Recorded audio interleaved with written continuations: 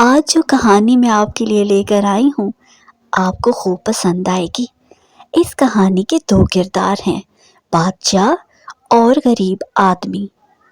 ایک دفعہ ایک بادشاہ بھیس بدل کر اپنے گاؤں میں پھر رہا تھا کہ اچانک اسے غریب آدمی نظر آیا جو بہت محنت سے کام کر رہا تھا۔ بادشاہ اس کے پاس غریب آدمی بن کر گیا اور اسے پوچھا، تمہیں کیا چاہیے؟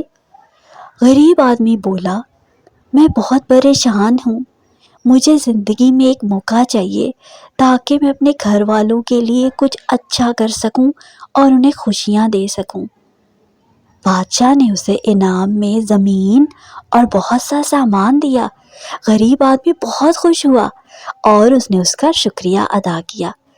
بہت سالوں بعد وہ غریب آدمی بہت بڑا آدمی بن چکا تھا اور اسی طرح دوسروں کی مدد کر رہا تھا۔